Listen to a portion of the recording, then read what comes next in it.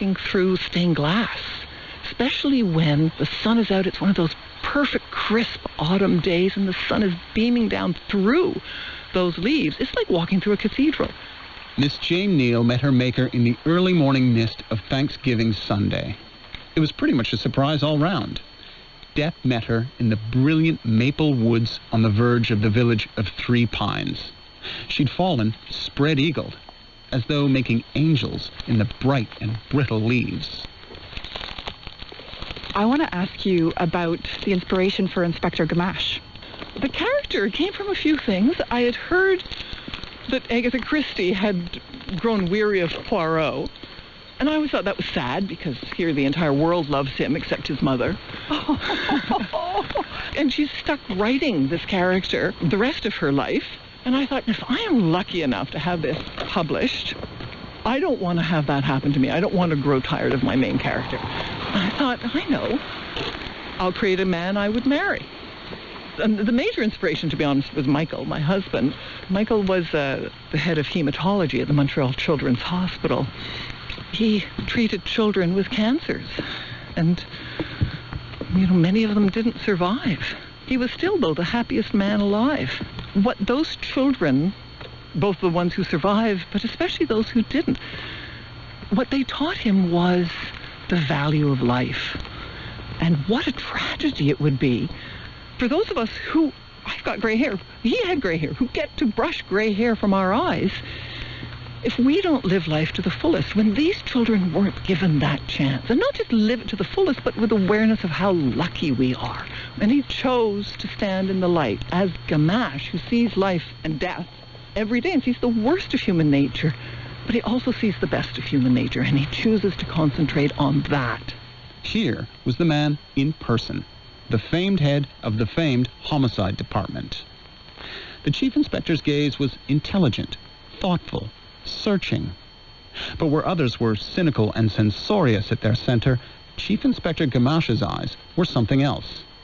They were kind. You talk a little bit about Gamache and what he's doing as if you're observing him and not creating him. What's your point? You mean he's not real?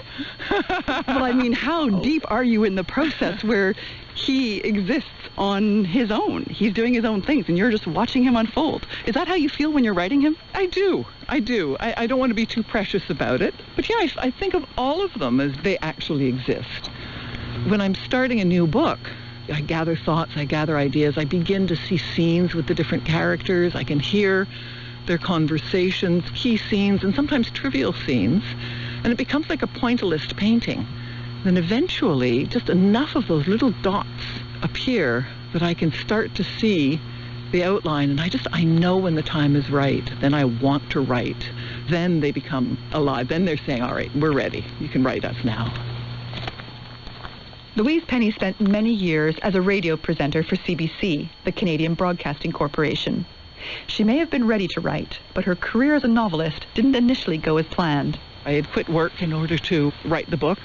I was tired. I was just burned out. I had covered too many Quebec referenda, and I had had it. And Michael could see that, so I came home one day and he said, if you'd like to quit work to write that book, he said the most beautiful thing, almost as beautiful as when he first said, I love you. He said, I'll support you. I'll support you. And he supported me emotionally and in every way when no one else believed I could do it. Everyone was very polite when he said, I'm writing a book. Yes, of course you are. Isn't that nice? Pass the potatoes. But then I suffered from writer's block for 5 years. 5 years. That's hard. That was awful. Because you were a well-known journalist. You were somebody people knew, and then you'd quit your job at CBC. You were going to write a book. Yes, well, no, that's exactly. And I made the mistake of actually announcing on CBC that I was quitting work to write a book. I wasn't writing at all. And then we moved down here, but we moved down not to break my writer's block. I had no sense that it would be that magical.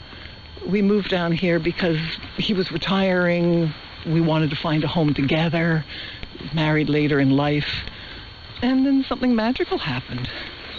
And that was that I met a bunch of people women who were creating, who had the courage to try and run the risk of failing, which was what was stopping me. It was the fear of failure, the fear of judgment of others. So was this a writers group that helped you? No, they were just a bunch of women who got together called Les Girls. Les Girls. Les Girls, yeah. They were poets and musicians and dancers and artists, did all sorts of things. But I saw that what was going to kill them wasn't the judgment of others. What would kill them was not trying. And that's what was killing me. And so I was inspired by them to just do it. Just do it. So we've come through the forest right into the center of town here. We're just walking down this walkway to the bookstore. Let's go in and meet the bookstore owner. Yeah. This is where we hold the book launches. I hope Danny's in. I don't know if he is. Hello? Hello? How are you? Oh, I'm doing great. Oh, you're nice and warm. Danny, this is Jennifer. Jennifer, this is Danny. Hello. Hi, I'm from the BBC World Service.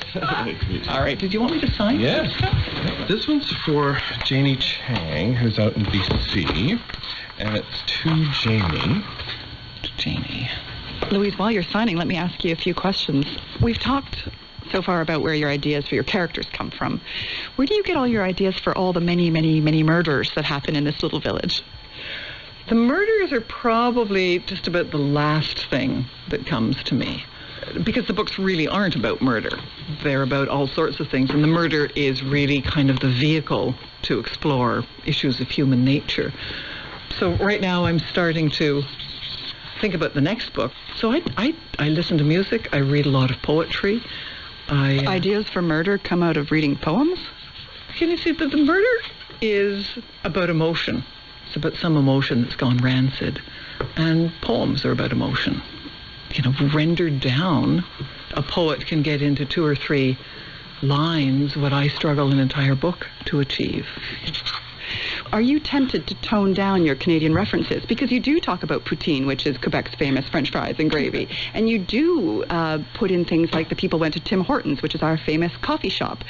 So do you want to tone them down sometimes for an international audience? Or are you very proudly Canadian? I'm very proudly Canadian. It's very important to me, in the first page, with any luck, in the first paragraph, maybe the first sentence, the people are clear. This isn't set in Vermont. It's not set in Kent, England. It's not set in the French Riviera. This is set not just in Canada, but in Quebec. And not just in Quebec, but in the countryside of Quebec. When I first started writing Still Life, and I actually finished, I started sending it out, it was turned down by everyone. And the reason I kept getting back was that I kept hearing no one would be interested in a crime novel set in Canada. I knew it wasn't true, but I didn't know what to say. And some people even wanted me to change it so that it's American, or that it was less clear where it was. It could be anywhere. And I said, it can't be anywhere. It has to be here. And being here is still universal. That the issues that they are talking about are issues that we all grapple with. There you go. How's everything? I haven't seen you in a while, I feel like. No, I was in Montreal most of the week. Hi. See you. Louise, if there was one secret to your creativity you could share with me, what would that be? Do you know what? Where many of my ideas come from is driving. I like getting in the car and listening to music and just letting my mind go free. This is a piece of music that I mention in 2 books. And in fact, it figures quite strongly in 2 of the books. One was The Brutal Telling, and then its follow-up book, which is Bury Your Dead. And one of the characters, who's a young police agent, a sûreté agent, plays the fiddle. And this is the piece that he plays for Gamache.